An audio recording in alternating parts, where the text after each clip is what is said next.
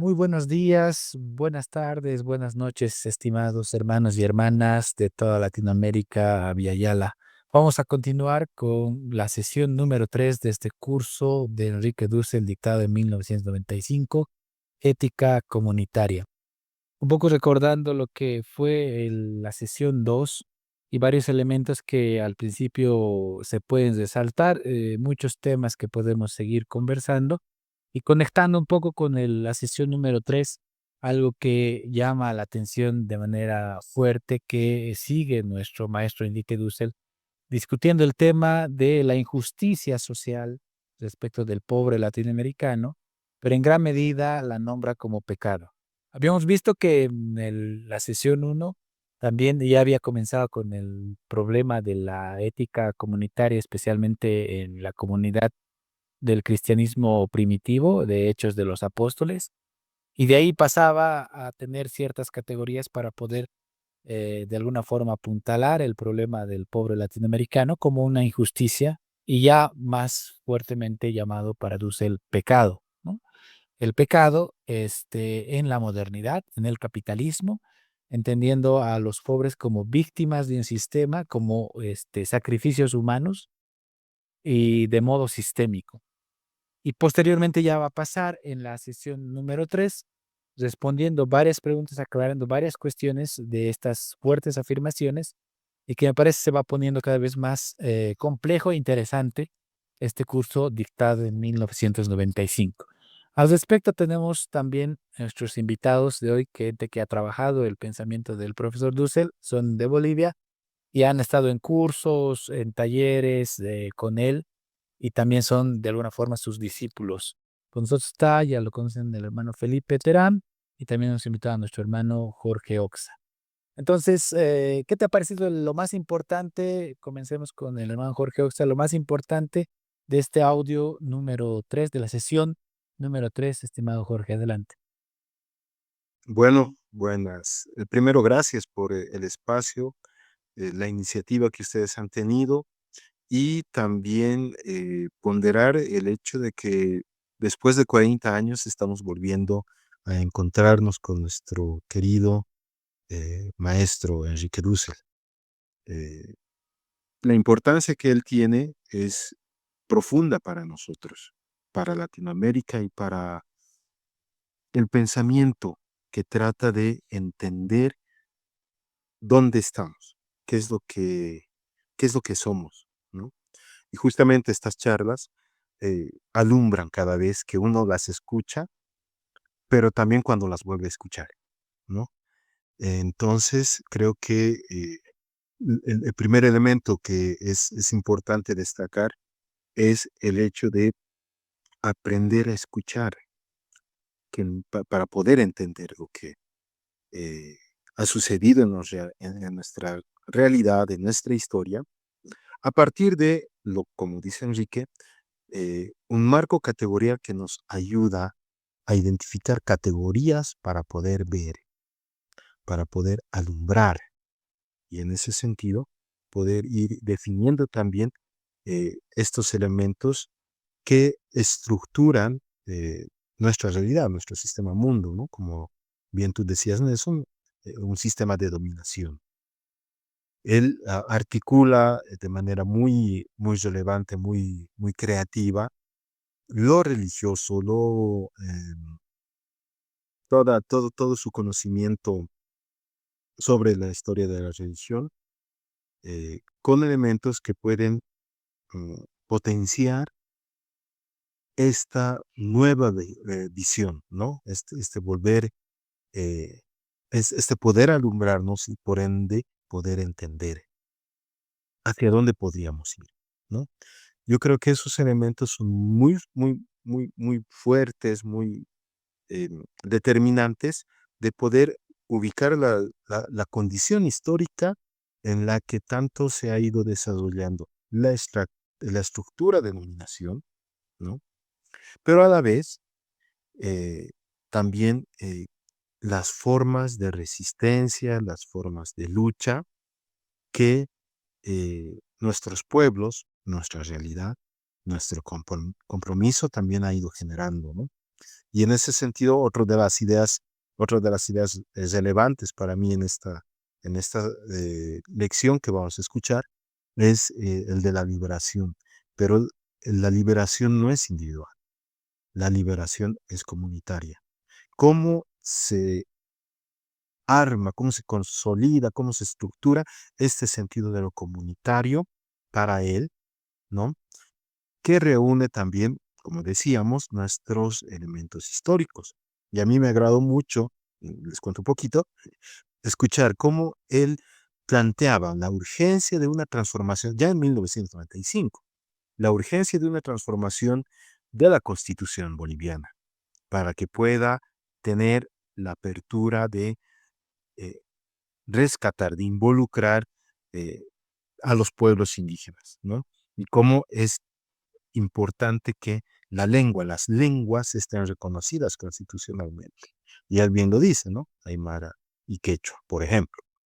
Entonces, con esos pequeños elementos, les agradezco mucho y también invito a los amigos, amigas que nos escuchen a poder mantenerse en este ciclo de charlas y poder seguir con ellas. Gracias, Gracias. Jorge. Y hay un momento en este tercer audio, ¿no? Que hay una pregunta, él está respondiendo respecto de, por ejemplo, en la coyuntura se encuentran dos presidentes, ¿no? Con el presidente de Francia, digamos. Vamos a hacer el presidente de Bolivia con el presidente de Francia. Y preguntan, ¿no? ¿Ese es un hecho religioso o político? Entonces Dussel responde ahí, de hecho, es ambos, ¿no? Es ambos también es un problema religioso y a veces partimos en la modernidad de un secularismo que luego no podemos sostener. Entonces hay muchísimo más de donde necesitamos nosotros de alguna forma escudriñar a la realidad. Y ahí me parece muy interesante lo que apuntas, Jorge, me parece importante, y de cambiar un poquito la perspectiva ya desde 1995 lo veía este maestro Dussel, que posteriormente va a ir conectando en nuestra propia historia local boliviana, el pensamiento de la liberación con los procesos políticos que han suscitado en nuestro país. ¿Qué te pareció, Felipe, este tercer audio, esta tercera sesión, para también invitar a la gente que lo escuche? Bueno, yo quiero puntualizar en el tema que Dussel interpreta la situación de Moisés y del Éxodo, ¿no? Y me parece muy interesante cómo deduce de su interpretación dos categorías, ¿no? Exterioridad y totalidad, ¿no? Entonces, en la interpretación que tiene Dussel de la Biblia, o en la interpretación que le está haciendo del Éxodo, pone a Moisés como alguien que sale de la totalidad y se va hacia el desierto, ¿no? Hacia el desierto, que es la exterioridad, para buscar una, una nueva tierra donde iba a haber miel y donde iba a haber leche, ¿no? Donde iba a haber alimento. Entonces, esa posición, digamos, de salirse del mundo dominante para colocarse fuera de él, para colocarse en la exterioridad, en el camino al desierto, que es lo que él llama exterioridad en este audio, me parece uno de los puntos más rescatables, ¿no? Que tiene, que no solo es simplemente el hecho de irse al desierto, sino que esas categorías después van a ser trascendentales en todo su pensamiento, ¿no? Prácticamente en toda su obra siempre va a trabajar el tema de totalidad y exterioridad, pero en este caso muestra un poquito el argumento de donde él está partiendo, ¿no? Y que es esa interpretación que él hace del Éxodo, ¿no? Entonces, eso me parece muy interesante porque es un punto de salirse, digamos, de lo constituido, de salirse de todo lo que hoy domina, de lo que es estándar, de lo que es normal aparentemente, para irse al desierto a construir algo absolutamente nuevo, ¿no? Entonces, creo que ahí Dussel es lo que el mensaje que está dando en el 95, ¿no? Hay que salirse al desierto porque prácticamente todo está corrompido, ¿no? Tal vez un mensaje muy reactualizable, ¿no? A escala global, seguramente. Y me parece muy importante rescatar esto último que dice Felipe. Y creo que es muy importante que todos entremos en una reflexión todavía mucho más profunda. Este relato, ¿no? Del Éxodo, que pudo fácilmente hacer caer imperios, si bien lo saben los romanos, si bien lo sabe la historia universal. Tus últimas palabras para despedir y ya dar paso al audio, por favor, Jorge, y luego Felipe, con eso cerramos. Bueno, primero agradecer a todas las personas que están en la apertura de poder escuchar una voz fresca, una voz eh, constante y una voz sobre todo que no solamente interpela, sino que también invita, convoca, como es la palabra y la voz de nuestro maestro Enrique Dussel, para que podamos acompañarle a él y a lo que ha ido trabajando durante tantas décadas, prácticamente durante toda su vida, eh, para poder entender nuestro país, para poder entender nuestro continente y podríamos decir para poder entender el mundo desde el sur, el mundo de sufrimiento, el mundo de lo que decíamos al inicio, desde la perspectiva del esclavo, ¿no? Y poder ponerse justamente en un lugar, en una ubicación donde podamos entender, pero también generar esto que es tan precioso, la sabiduría para poder enfrentarnos a un gran reto, que es cambiar, cambiar todo. Muchas gracias, estimados hermanos, y invitar a todos a que podamos seguir con caminando junto a nuestro maestro Enrique Dussel. Adelante, Felipe. Igualmente invitar a todos a que sigan en este curso que se dio en el 95, que lo sigan, que sigan los nuevos episodios que van a ir saliendo. Y pues es una reflexión muy importante que hay que seguir trabajando y profundizando. Muchas gracias, Felipe. Muchas gracias, Jorge. Mi nombre es Nelson Gutiérrez y bueno, nos seguimos escuchando en las siguientes sesiones. Entonces, adelante el audio. Continuamos. Si yo me quedase aquí 10 años, no 4 días, entonces tendría que ponerme a hacer lo que tú dices. Hacer un grupo de trabajo, ponernos a trabajar con la gente, ver lo que piensan, cómo lo expresan todo y cómo estas categorías que he dicho no tienen que imponerse, sino cómo van trabajando esas antiguas categorías.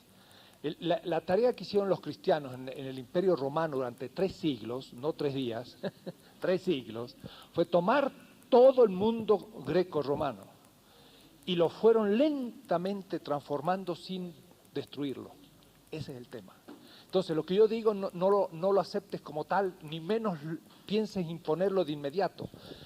Habría que hacer una tarea ahora de reflexión. Hay un grupo Cuna en Panamá con un gran sacerdote que es, miren qué interesante, era indio Cuna, salió de su tribu, porque son tribus, ahí son grupos, se fue al seminario, se hizo sacerdote católico, estuvo en Roma, hizo un doctorado en Alemania, volvió a su pueblo y estaba alejado. Entonces volvió a empezar y se hizo sacerdote Cuna, pero sacerdote Cuna, Cuna. Y ahora es de los dos. Y entonces hace como 10 años está en un proceso permanente de reflexión para ver cómo justamente hacer coincidir estas categorías sin destruir ninguna de las dos. Es una tarea muy lenta. Eso es lo que tendrás que hacer tú y otros. En la cultura aymara y quechua no ha sido evangelizada. Se la negó o se le yuxtapuso el catolicismo, pero no fue transformado por dentro. Esa es una tarea que hay que hacer todavía. Mire, sobre la propiedad privada la cosa está bastante clara, ¿no? Para los padres de la iglesia, allá San Juan Crisóstomo y los grandes padres, la propiedad privada era fruto del pecado original. Explícito. Y por eso los monjes tenían todo en común. Y por eso el texto que leí ayer, decía que ellos tenían todo en común y vendían todo su bien y lo repartían. Así que si fuera la propiedad privada de derecho natural, estaban en contra del derecho natural, lo cual es una tontera. Para Santo Tomás de Aquino en la Edad Media, la propiedad privada no era derecho natural, sino jus gentium. Era una costumbre. Las encíclicas papales de Rerum Novarum, desde 1890 hasta ahora, aceptaron demasiado de una sociedad dada. La doctrina social de la Iglesia no es de fe, lean mi librito, son orientaciones de consejo. Entonces, personalmente, yo soy un cristiano, la propiedad privada no es de derecho natural, nunca lo ha sido para la Iglesia, y si la doctrina social indica de que hay que defenderla, muy bien, pero para todos, no para algunos. Entonces, si un campesino se queda sin tierra, puede ocupar la tierra.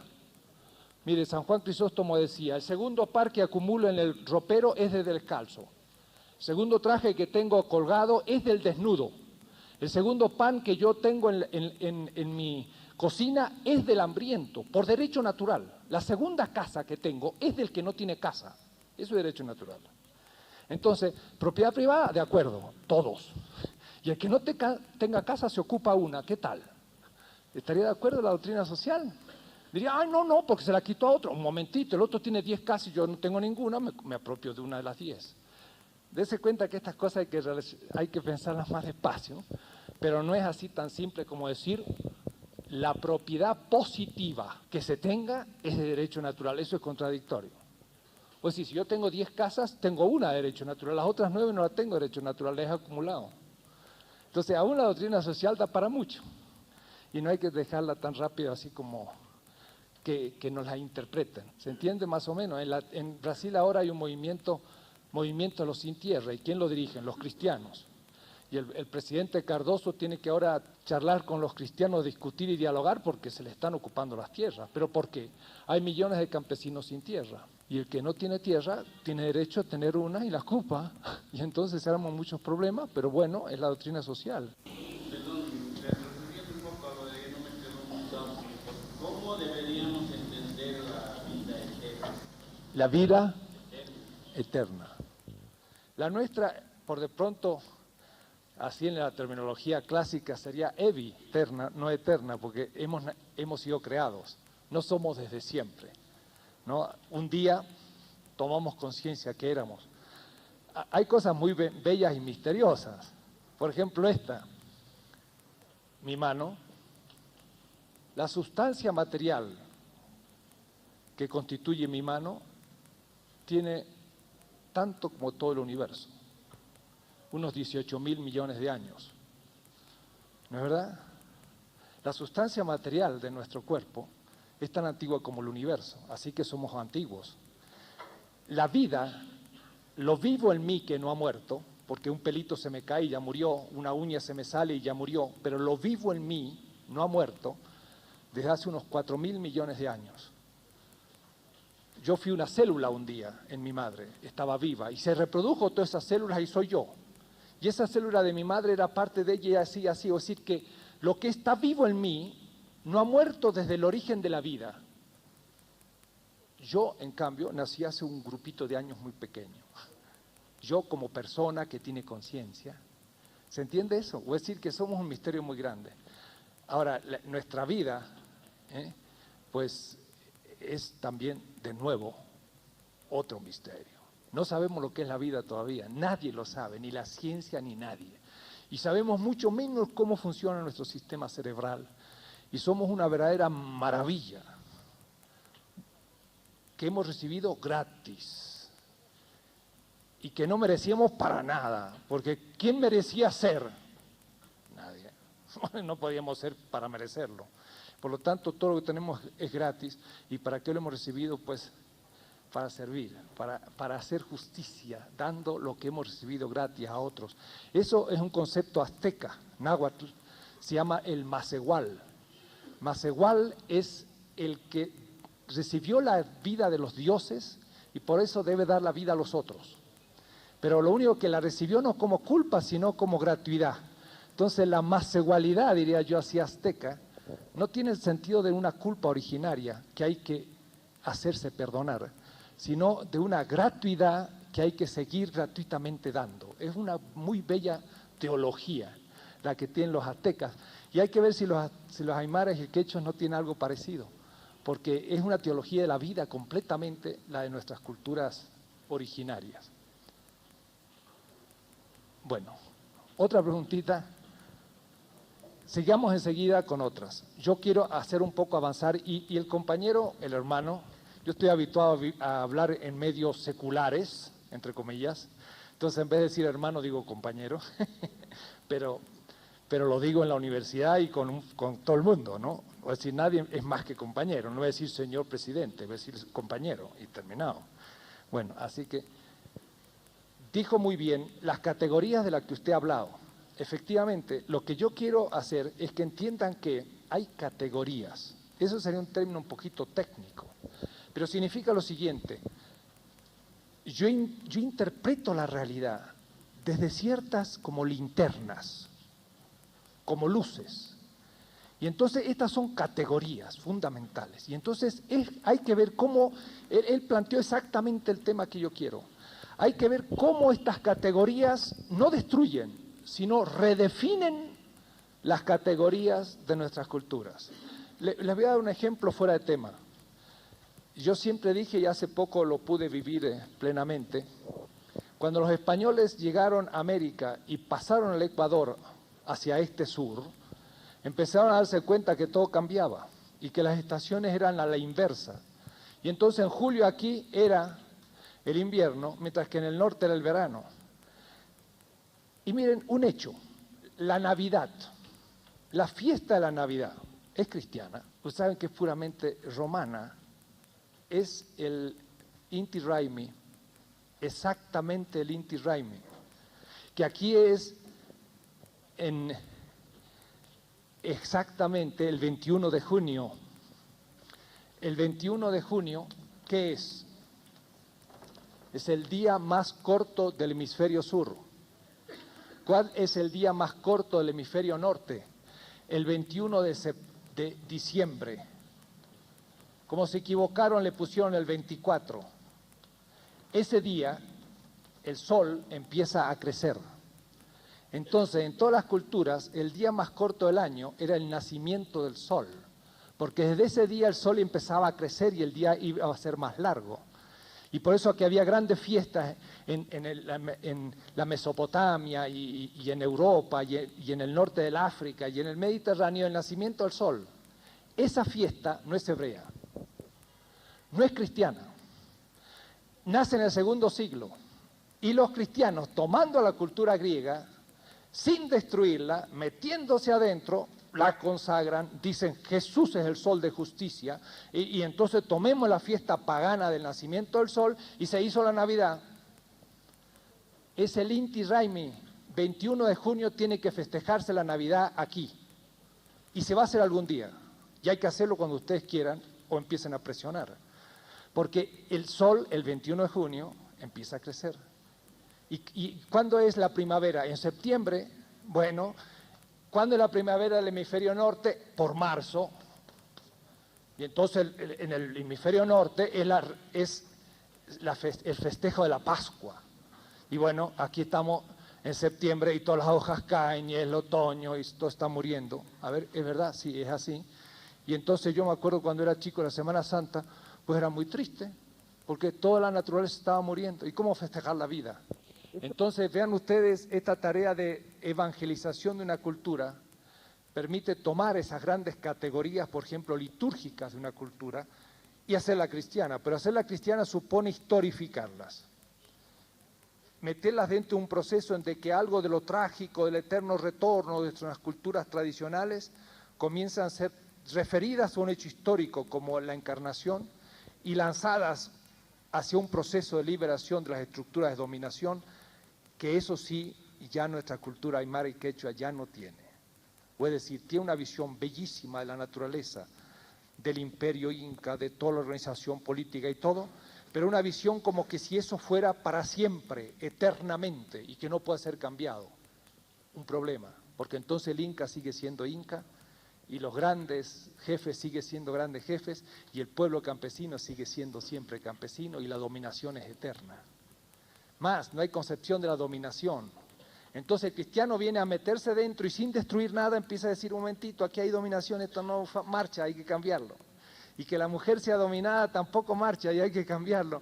Y empieza a modificar la cultura dentro de un lento proceso, no destructivo, sino asuntivo, Eso es evangelizar la cultura.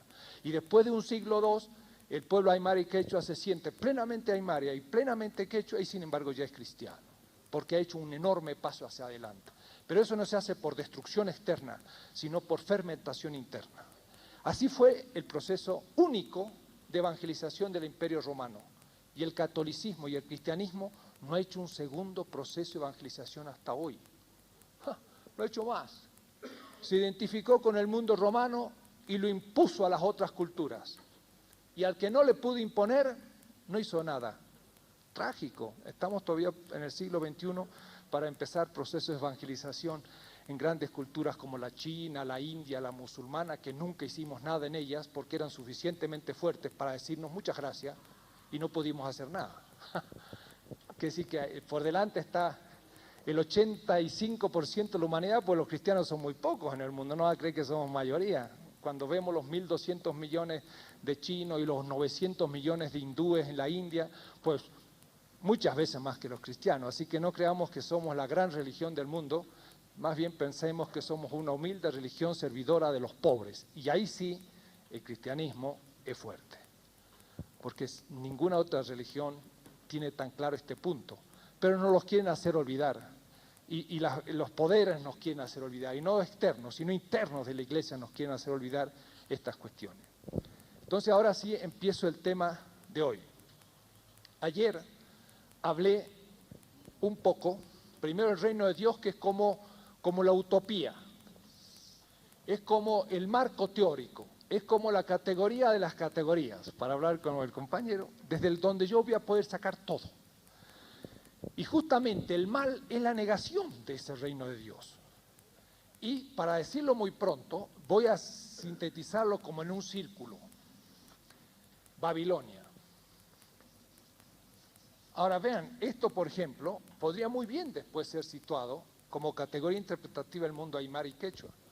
Porque así como el español dominó al aymara y el quechua, también había un orden muy fuerte anterior. Acuérdense ustedes que los incas agarraban un pueblo aquí que se levantaba, lo levantaba y lo ponía en otra parte para que se olvidase de sus tradiciones, y le imponía también su lengua, que era una y que había muchas otras, y sus ejércitos dominaban y mataban y cortaban en 4 pedazos los que se levantaban.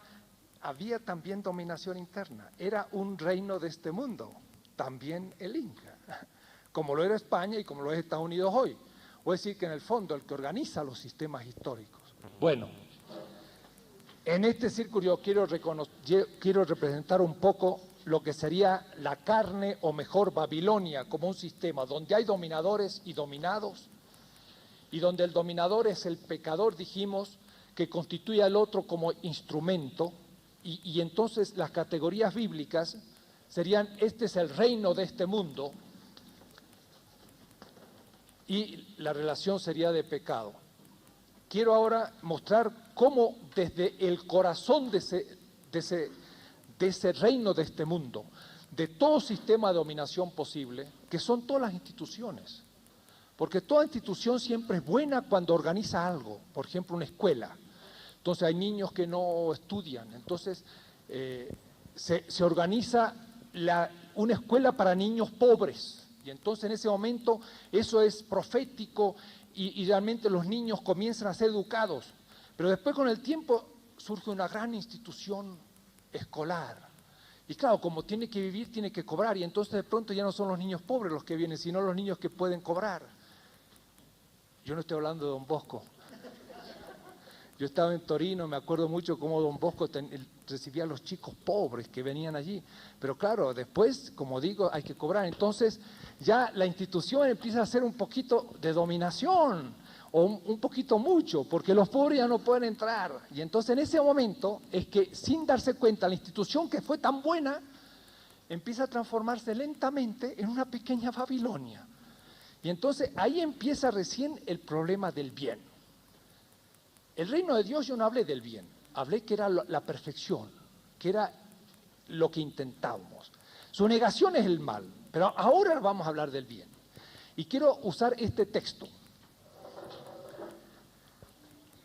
Es de Ezequiel, cuando estaba en el cautiverio de Babilonia. Por eso que me interesa esto. Y entonces el pueblo que estaba en la esclavitud dice esto: huesos calcinados, escuchad la palabra de Dios. Os injertaré tendones, os haré criar carne, tensaré sobre vosotros la piel y les infundiré espíritu para que revivan. Yo voy a abrir vuestros sepulcros y voy a sacarlo de vuestros sepulcros, pueblo mío, y os voy a llevar a la tierra de Israel. Infundiré mi espíritu sobre vosotros para que reviváis, os estableceré en vuestra tierra y sabréis que yo el Señor lo digo y lo hago, oráculo del Señor. En estos textos tenemos esas categorías fundamentales. Las categorías fundamentales son, había un pueblo esclavo en Egipto y están esclavos, o dominados en Egipto, como también los fueron, aquí en Babilonia, como lo habían estado en Egipto, o como pueden estar los campesinos en Bolivia, o como pueden estar los afroamericanos en Estados Unidos, los turcos en Alemania, y en toda sociedad hay dominados. Es decir, que el cristianismo es pensado desde ellos. Entonces, están ahí como ¿qué? Como muertos. Y entonces por eso la categoría fundamental no es tanto alma-cuerpo como carne, pero carne muerta. ¿Muerta en qué sentido? En que están agobiados por la dominación y no son sujetos históricos. Entonces, ¿qué dice Dios? Los voy a resucitar. Pero en este caso no los resucita de la muerte segunda, o es decir, de cuando uno se muere biológicamente. No, en este caso los resucita de la muerte primera, que es el aceptar la dominación del príncipe de este mundo, que es el pecado. Entonces, la resurrección del pecado significa que uno se pone de pie en medio de ese sistema. Entonces, cuando él dice, huesos calcinados, escuchad la palabra del Señor. Esos huesos no son huesos reales de los muertos. Somos nosotros en el sistema admitiendo la dominación y estando pasivo ante ella. Y entonces, al recibir el Espíritu, de huesos calcinados, nos transformamos en, ya vamos a ver cómo, nos transformamos. Y entonces, hay un sistema de dominación, uno, hay los muertos que resucitan, ¿y qué les promete el Dios? Una tierra prometida, o es decir, otra tierra, no el uno, sino el dos. Todo el pensamiento cristiano es dialéctico. Nunca piensa en un sistema establecido, sino de uno establecido a un camino hacia el futuro. Esta es la esencia del cristianismo.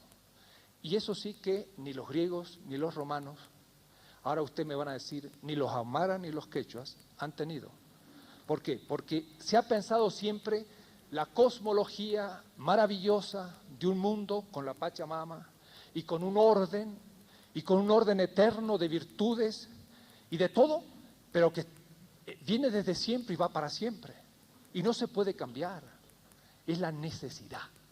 En cambio, el pensamiento de los profetas de Israel, porque miren, ellos estaban entre Egipto, en el África, y la Mesopotamia, entre los ríos Éufrates y Tigres. Y en el medio estaba el pueblo de Israel, un pueblucho de segunda, nunca hizo nada. A lo más en algunos años, por casualidad que estaban entretenidos los mesopotámicos y egipcios, Salomón pudo hacer un reino independiente, después enseguida les cayó los imperios correspondientes. Es decir, era un pueblo pobre y tenía a sus márgenes dos grandes imperios. Y entonces pensó y elaboró, por la gracia de Dios, pero también por la creatividad humana de sus profetas, que eran tipos bien inteligentes, una doctrina críptica contra la dominación, muy espectacular. Yo, que conozco bastante de historia, creo que es la única en la historia universal. No se dio eso ni entre los chinos, ni en los hindúes, ni entre los otros pueblos. ¿Por qué? Bueno, vayan ustedes a buscar las razones históricas o la fe cristiana dirá, porque Dios se lo reveló. Pero fue una revelación con condicionamiento histórico. Entonces, estos pobres que fueron esclavos en Egipto y esclavos en Mesopotamia, tenían que estar luchando por su libertad. Y de ahí surge una religión que Nietzsche llama religión de los esclavos. Pero Nietzsche dice, que es un filósofo alemán, para insultar a los cristianos. Dice, ¿qué es el cristianismo? ¡Bah! Una religión de esclavos. Y entonces yo digo, pues muy bien, le has dicho justo lo bueno que tiene. Es una religión que da a los esclavos esperanza de liberación. Y por eso que es una religión que va a funcionar hasta el fin de la historia. Porque como todo sistema se vuelve dominador de inmediato, va a tener virtualidad hasta el fin. Bien, Entonces, la primera idea es esa. La conversión es alguien se pone de pie dentro de un sistema. ¿Cómo se pone de pie?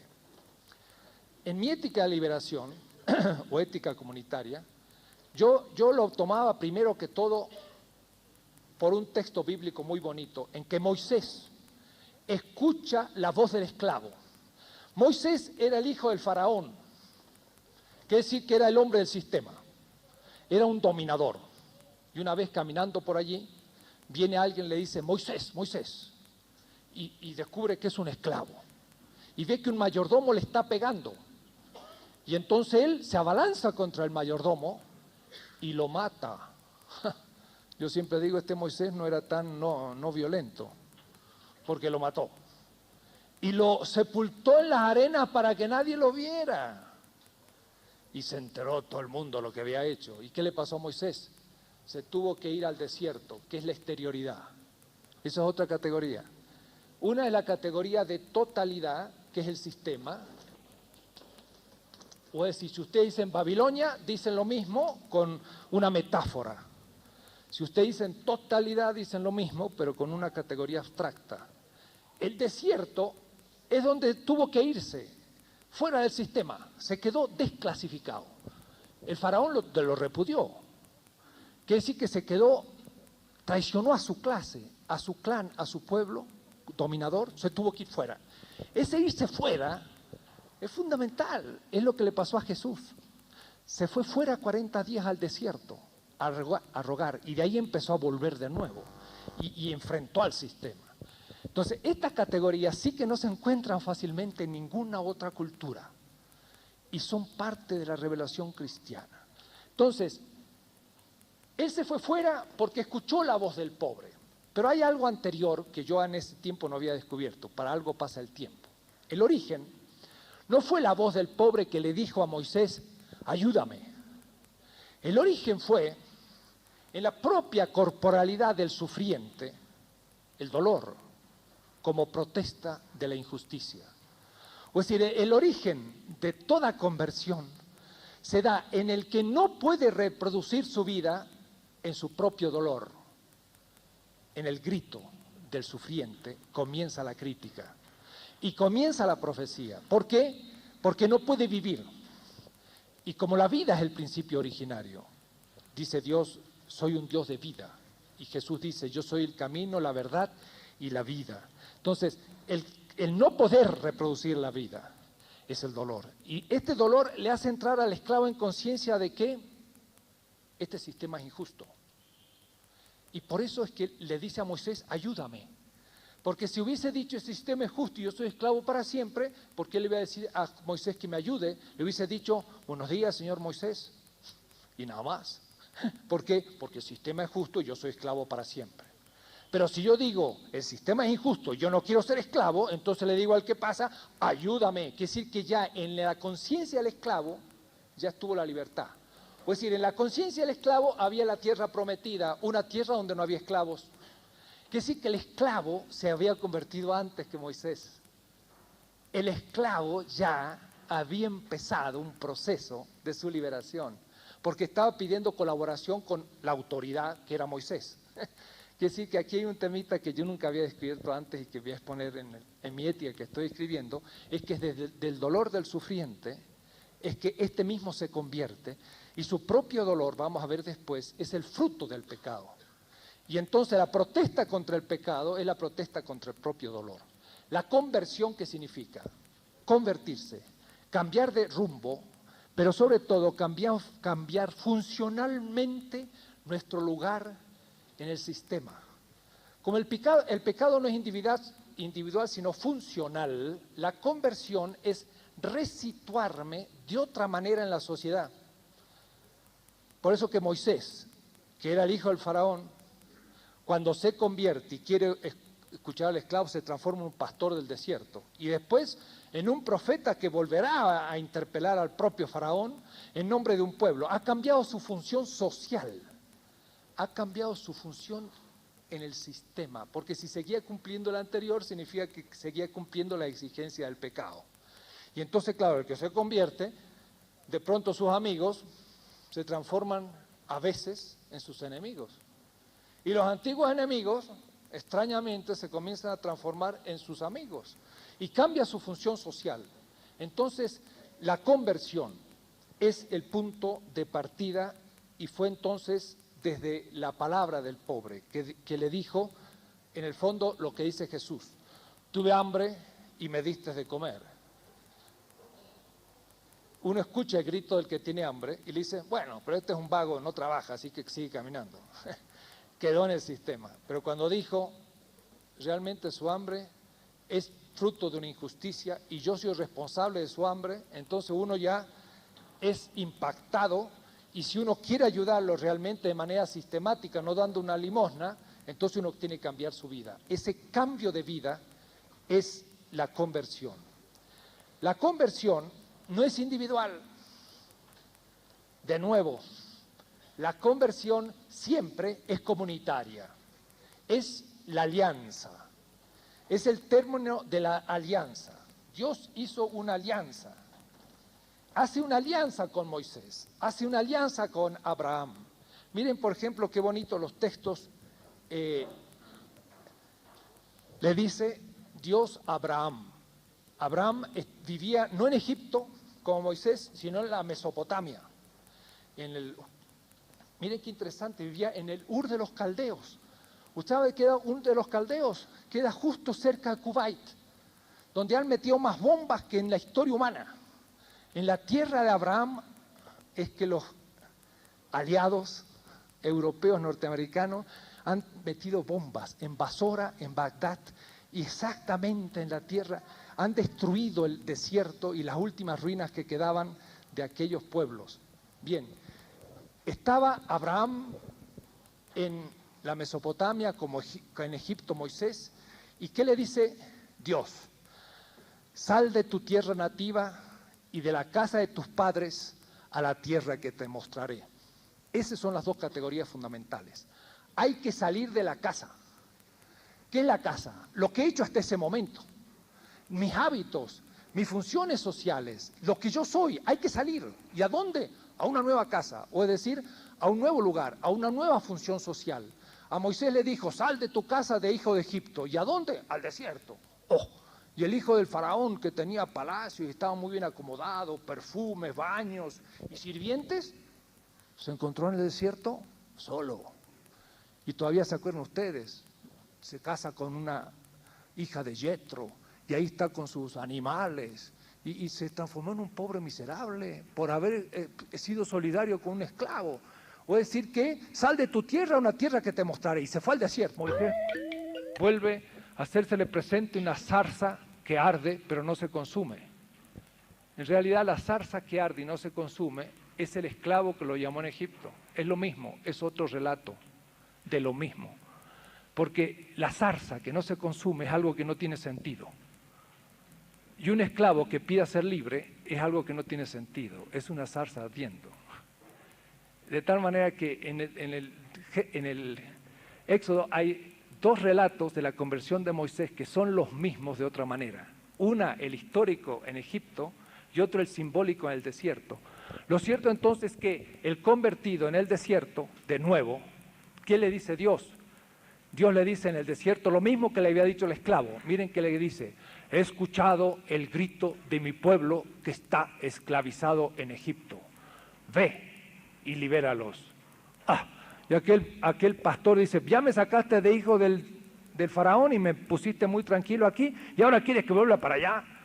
Era un poco como Jonás, cuando tenía que predicar también a Nínive, ¿no? Y dice, predicar a Nínive, pues está muy peligroso eso, y no quería hacerlo, y Dios le obliga. O es decir, el convertido comienza a ser como un juguete en las manos de Dios, pero para salvar a su pueblo. Y de tal manera, escuchen, cuando él dice, Dios, he escuchado el clamor de mi pueblo que está esclavizado en Egipto, es lo mismo que cuando el esclavo le dijo, Moisés, ayúdame, porque él vio al pueblo esclavizado en Egipto en el esclavo, que sí son dos textos muy bonitos de la conversión, pero de la alianza. Dios hace una alianza. Quiere decir que este esclavo no está solo, sino que es una comunidad.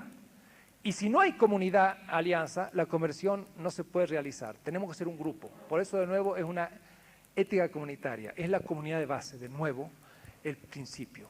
Así como hay un príncipe de este mundo y un pecado social, así ahora empieza a ser una bondad desde la conversión, transformación de mi función social, también comunitaria.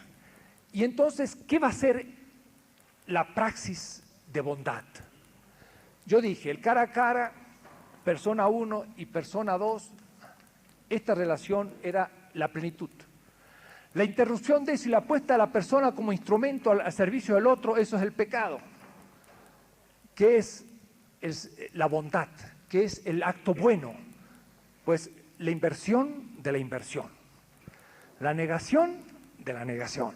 Eso es muy dialéctico. El pensamiento hebreo es muy dialéctico. A la persona que es colocada como cosa, ¿cómo la tengo que colocar ahora? Como persona. Al que ese instrumento lo tengo que colocar como persona. Y eso tiene un término en la Biblia que se llama servicio. Servicio, que en castellano dice poco, en griego dice diaconía, y son los diáconos, son los que sirven a la comunidad. Y en hebreo dice más fuerte, abodá, así, abodá. Allá en el fondo ya no ven nada, ¿no? Ustedes pueden ponerse por acá si quieren. ¿Se ve? Bueno. Abodá significa trabajo, pero también significa trabajo en el templo y por lo tanto liturgia y trabajo de la tierra, pero también significa servicio al otro, pero a través del trabajo como liturgia. Miren, todo se une. Cuando yo hago algo por alguien, pero algo real, no una buena palabra, sino un pedazo de pan, yo le doy el fruto de un trabajo y se lo doy como servicio y por lo tanto como liturgia. Dice Oseas, el profeta, no quiero sacrificios, sino justicia. Y sacrificios es liturgia. Es una liturgia a Dios, le hago a Dios un sacrificio en el templo. Dice, no quiero los sacrificios, quiero justicia. Significa servicio al prójimo, no servicio a Dios. Pero el servicio a Dios abstracto, el servicio en concreto al prójimo, al pobre, ese es el buen servicio a Dios. Quiere decir entonces que el servicio va a ser el colocar a la persona como instrumento nuevamente como persona, porque la voy a tratar como alguien y no como algo, y la voy a servir. Entonces, cuando Moisés, que era el hijo del faraón, vio al esclavo, vio una cosa. Pero cuando el esclavo le dijo a Moisés, ayúdame, lo tuvo que tomar como hermano y como igual. Quiere decir que lo reconstituyó como igual y lo sirvió. Mató al mayordomo. Lo reconstituyó cara a cara. Y por eso dice, Moisés estaba cara a cara con Dios. Pero antes de estar cara a cara con Dios, estuvo el estar una cara ante una cosa, por lo tanto no era cara, sino que del estar ante un esclavo, que era cosa, lo puso como persona cara a cara. Y porque puso al esclavo cara a cara, pudo estar cara a cara con Dios. Y si no hubiese puesto al hermano cara a cara, no lo podía poner a Dios. Dios se revela solo, mira la barbaridad que voy a decir, solo en el servicio al hermano, pobre. Solo. Lo demás son fetiches. Porque yo puedo leer la Biblia. ¿Y quién me garantiza que esa Biblia es la de Dios y no la autojustificación de la dominación? Una vez yo escuché en Argentina, en la época de dictadura militar, estaban todos los militares reunidos y todos los pobres conscriptos ahí presentes, una misa de campaña. Y leyeron el Evangelio, y leyeron el Magnificat de la Virgen. Y decía la Virgen, los que están en los tronos los he bajado y los que están abajo los he puesto arriba. Y un canto que es el Magnificat, que es horrible para un militar, porque le invierte todo. Es un verdadero canto subversivo. Hay que leer lo que dice la Virgen, y por eso que Jesús se lo crucificaron, era por algo, ¿no? Porque había tenido una madre que le había enseñado cómo eran las cosas, y cuando lo vio crucificado no se puso a llorar, sino que dijo, bueno, en el fin, es el fruto de mi pedagogía. Claro. Bueno, y los militares lo estaban leyendo, y no entendían nada de lo que leían. ¿Por qué? Porque el texto también puede ser fetichizado, si no lo leo desde el pobre. Quiere decir entonces que la única garantía que tengo de que el texto sea es desde... Y entonces, este servicio a su vez, de nuevo, no es un servicio individual, es un servicio comunitario. Es una comunidad de servidores a los otros. Y entonces ustedes se dan cuenta ya un poco lo que significa el pueblo de Israel, el resto, la iglesia, la comunidad de base. Son todas comunidades. Nadie puede individualmente servir a otro, porque lo que hago es mínimo y por último es inicial. Pero si no es un grupo de personas, la que trabaja comunitariamente, nunca es efecto. Entonces, la conversión es una alianza. La alianza es servicio al otro para reconstituirlo como persona, pero cuidado, reconstituir al esclavo como persona es destruir el esclavismo. Y el que destruye el esclavismo es asesinado primero que nadie, porque todos los esclavistas dicen no y lo matan. O es decir, cuando Jesús dijo, habéis transformado esto en guarida de ladrones, el Sanedrín dijo, este hombre es muy peligroso, y lo mataron. Y así hemos visto tantos muertos en América Latina bajo las dictaduras militares. ¿Por qué los militares mataban a cierta gente? Porque eran los críticos, porque eran los que podían decir verdades que ellos no querían oír. Quiere decir entonces que es muy difícil hacer el servicio al prójimo en serio. Porque dar una limosna al hambriento está fácil. Por tal, él sigue siendo limosnero y yo sigo siendo bueno. Pero hacer que no haya limosneros porque hay justicia social, eso es más complicado. Porque entonces eso significa hacer huelgas y significa cambiar la sociedad, hacer leyes y por ahí uno termina preso o peor todavía. O es decir, hacer el servicio que el instrumento se transforme en persona significa que el dominador de ese instrumento se va a enojar porque no va a tener instrumentos. Si yo tengo obreros y no tengo más, yo no estoy contento de no tener más obreros. ¿Y quién fue la culpa? Fulano de tal, pues lo bajo. Que sí, entonces que esto es peligroso porque es real. En cambio, el cristianismo muchas veces es predicado de una manera espirituosa. Que uno va, reza rosarios, asiste a muchas misas, los cuales se puede hacer y se tiene que hacer. ¿Para qué? Para fortalecer el espíritu y poder afrontar estas responsabilidades. Pero no porque sí, porque Jesús dijo, no el que dice Señor, Señor, sino el que hace la voluntad de mi Padre. Y la voluntad de mi Padre está contra el otro padre, que es el asesino. Vuestro padre, el demonio, fue desde siempre un asesino, dice Jesús. Entonces el Padre, Dios, el Padre está en el futuro del esclavo como libre. Pero hay otro Padre, que es el Padre del sistema, y están luchando entre los dos. Jesús dijo, hay dos señores, Mamón o Dios. Mamón está aquí. Y Dios está acá, hay que saber escoger. Y el que escoge esto, ay, ay, ay, tiene como enemigo a este, pero lo tiene como enemigo en serio. No son chistes. El que no quiera, pues que no se meta. Pero el que se meta, que sabe a lo que se mete. Porque el demonio no es un espíritu que me tienta sexualmente en algunas tentaciones. El demonio tiene ejércitos, bancos, y armas y clavos.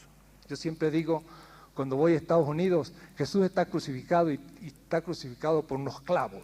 Entonces, para que los norteamericanos entiendan, les digo, estos clavos son made in US, made in USA. Están hechos en las buenas fábricas de acero norteamericanos y alemanes. Y las picanas eléctricas que torturaron a nuestros mártires son también made in USA. Entonces hay que ver la responsabilidad que tenemos, porque el demonio no es un espíritu invisible, porque tiene sus ángeles, y sus ángeles son visibles, somos nosotros. Nosotros somos los ángeles del príncipe de este mundo cuando dominamos a otro. Yo a mi mujer, si lo hiciera, o a mis hijos, o a mi vecino, y cada uno domina a alguien. Y cuando nosotros dominamos a alguien, somos los ángeles del príncipe de este mundo en concreto. Bien, esto para decir que es una bondad comunitaria, pero además una bondad comunitaria que se hereda en el tiempo. así como el pecado original se hereda, también se hereda la bondad. O es decir, los que se comprometen a hacer de los instrumentos personas, los que se comprometen a luchar realmente contra la dominación en el servicio al otro como liturgia a Dios, en comunidad, empiezan a transmitirse esta comunidad a los que vienen. Más, la conversión es imposible individual, siempre fue hecha desde una comunidad. Por ejemplo, el libro, la Biblia. La Biblia no es un libro que se pueda leer en cualquier lado, como creen los fundamentalistas, que yo la leo así y la Biblia me dice lo que ella tiene. No, la Biblia es un libro que se lee dentro de una comunidad y se la interpreta desde la interpretación de la comunidad. Porque la comunidad dice cuál es el sentido de Pilatos hoy. No es el Pilatos romano, sino quizás es un Pilatos actual, un soldado actual. Y Herodes no es un Herodes que era un judío que estaba cómplice del Imperio Romano, sino quizás es mis autoridades actuales en mi país. Entonces la comunidad es la que enseña al que se incorpora a esa comunidad el sentido de esa Biblia en la historia concreta. Y eso es lo que permite la conversión. Y entonces hay que decir que uno se convierte desde convertidos. Y por lo tanto también la bondad comunitaria es hereditaria, o es decir, es una comunidad histórica, como el pecado original también es una funcionalidad de dominación histórica, es la iglesia, pero la iglesia en su sentido primigenio. Y cuando digo primigenio, no se olviden que la esencia de la iglesia es una comunidad que celebra la Eucaristía. Todo lo demás son cosas que se le agregan. Si hubiera una bomba atómica, muchas, y quedasen 3 cristianos, y laicos además, y que tuviesen que decir, bueno, ¿y ahora cómo hacemos para refundar la iglesia? Pongamos que no se hubiese destruido tampoco una Biblia. Bueno, esos 3 cristianos podrían con su Biblia autoconsagrarse uno de ellos y empezar de nuevo toda la iglesia. Porque aunque hubiese 2 en mi nombre, ahí estaría entre ellos. Y la iglesia se regeneraría completa. O es decir, ni los grandes edificios, ni los seminarios, ni los grandes fastos, eso no es iglesia. Iglesia es una comunidad de creyentes en torno a la palabra de Dios, en el servicio a los pobres. Y ahí está toda la iglesia y se puede rehacer completamente de nuevo. Todo lo demás son perifernalias, son adhesiones secundarias que a veces toman tal esplendor que uno al fin cree que eso es la iglesia. Mire, si la iglesia fuese solo el magisterio y fuese la enseñanza y no hubiera profecía, esa iglesia hay que tirar a la basura. Porque el profeta es el que juega su vida por los pobres, mientras que las autoridades son las que guardan una tradición que se fosiliza. Entonces decía mi maestro Congar, decía, la profecía sin institución se hace anarquista, pero la institución sin profecía queda vacía. Entonces la iglesia es la combinación de ambos, porque en cuanto que es una institución histórica, necesita instituciones y no hay que destruirlas, hay que transformarlas. Pero en tanto que tiene una función profética, liberación de los pobres, es profecía. Y claro, profecía e institución son contradictorios. La iglesia es una especie de contradicción, porque la institución quiere guardar las cosas mismas durante el tiempo, mientras que el profeta arriesga hasta su vida por los pobres y no le interesa guardar las instituciones. Es decir, cuando Don Bosco fundó su primer grupito, pues daba todo. Llegaba a los chiquitos y los ponía con su madre y su madre les daba de comer. Él destruía su vida, él destruía lo poco que tenía en servicio a esos niños. Después que tenemos muchas instituciones y nos presionan políticamente, ya tenemos que guardar las instituciones, entonces ya nos cuesta volver a la profecía. Pero por eso los santos son los grandes profetas. ¿Por qué? Porque son pobres. ¿Qué significa pobres? Ser pobres de la institución. Son los que no importa las cosas que tienen, porque las que tienen las tienen para liberar a los pobres. Entonces las arriesgan porque son pobres, no están atados a las riquezas. En cambio, cuando la iglesia se ata a la riqueza de la institución, la ve tan grande, tan bella. Mira el Museo Vaticano, ustedes van ahí, tienen obras de Miguel Ángel y de Leonardo da Vinci, una riqueza fantástica. ¿Y para qué sirve eso? Pues más bien para irse al infierno. Para irse al infierno, porque le van a preguntar por qué guardaron esa riqueza y no lo dejaron a un museo secular y se dedicaron a cosas más simples. Esto lo digo con toda honestidad porque también todos vamos a pasar el juicio. El Dante Alighieri, Dante, ¿se acuerdan ustedes? Era un italiano en el siglo XIII, era un laico como yo, y escribió un libro muy famoso, se llama La Divina Comedia. Miren qué cosa, no le llamó la divina tragedia, sino comedia. ¿Y de qué trata las comedias? De la risa, de el matarse de risa de todo. Eso es la comedia, la divina comedia.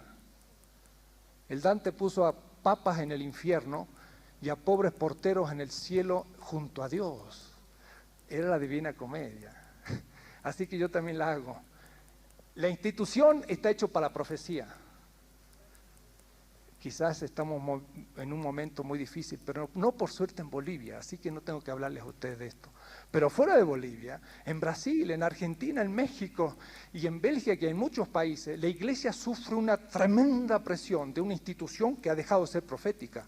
Pobre de esos que nombran esos obispos, y que harán esos obispos sin saber cómo llevar a sus gentes. En fin, no es el caso boliviano, así que no ocupo el tema. La herencia del bien es el tema, es la iglesia. Y de ahí entonces que en este caso, cuando el pobre es liberado y llega a la nueva tierra, y ¿se acuerdan cómo se llamaba? La tierra que emana leche y miel. Porque para un hombre del desierto, beduino, donde no había nada que comer, lo más era como champán y caviar, qué sé yo, una cosa riquísima. La leche es lo que se encuentra en los oasis, de camello de paso, no de vaca porque casi ni hay a veces. Y la miel, las abejas necesitan flores, en el desierto casi no hay flores, así que comer un pedazo de miel es una cosa tremenda, riquísima. Y bueno, la nueva tierra era tierra que emana leche y miel, era una cosa increíble, pero de comida, voy a decir que la metáfora son de revivir la vida, de la satisfacción. Y por eso entonces que la utopía significa, hablando ayer de eso, la nueva tierra a la que uno tiende, en la que hay leche y miel y donde los pobres son satisfechos. El signo de la liberación es que los pobres son satisfechos. Y entonces miren las bienaventuranzas, dice Jesús en la positiva y una negativa. Dichosos, porque de ellos es el reino de Dios. Espero que ahora se entienda qué quiere decir. Porque ¿qué era el reino de Dios? El reino de Dios era la plena satisfacción junto al hermano y a Dios cara a cara y cumpliendo todas las necesidades humanas. Eso es el reino de Dios. Y entonces por eso que Dios le dice a los pobres, dichosos, porque de ellos es el reino de Dios. Se lo dice a los pobres y no a los ricos. Porque los ricos ya tienen su satisfacción y se van a ir al infierno. Yo no he dicho que no hay. No he dicho que no hay, y que tiemblen los que caigan. De que haya o no haya, está en manos de Dios, pero nos dijo que había que prometérselo a los injustos. Y los injustos no son los que caen en un picadillo cualquiera. Los injustos son los que hacen sufrir al prójimo, y los que le quitan su sustento, y lo hacen insensiblemente. Esos merecen el infierno. ¿Y cuál va a ser? Los que se han creado. No amaron a nadie, no amarán nunca. Ese será su infierno. Nadie podrá decirle que fue injusto Dios. Les dirá, hagan siempre lo que ustedes quisieron. ¿Qué? Dominar. Pero cuando no tengan a quien dominar, van a ser un masoquismo total. En fin, no quiero imaginarme lo que sea, pero no he dicho que no hay.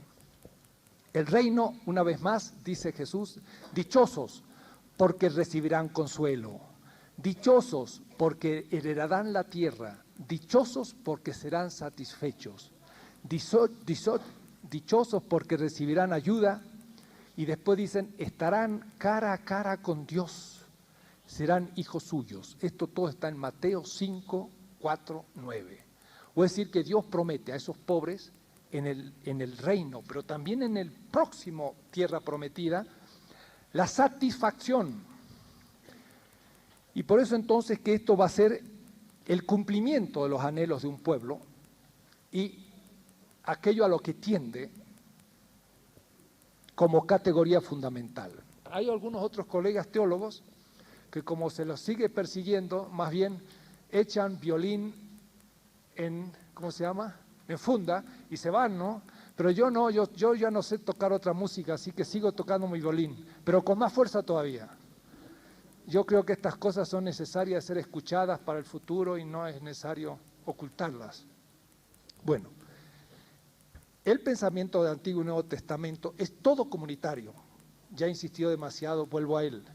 Es incomprensible un cristiano individual, solitario. No existe. Y si cree existir, no es cristiano.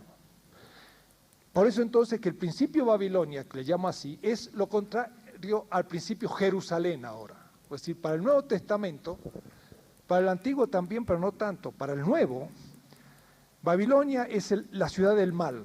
San Agustín habla de Caín hizo una ciudad y Abel construyó otra. Era la ciudad terrestre o del diablo y la ciudad celeste o de Dios. Ahora lo que dice es que la ciudad de Dios nunca se termina. Porque cuando la ciudad de Dios se termina, se transforma en la ciudad terrestre del diablo. Siempre. Pues si cuando nosotros creemos haber hecho una gran institución y haberla hecho para dar un servicio, amamos tanta esa institución después que se nos cierra y se nos transforma en una institución de dominación.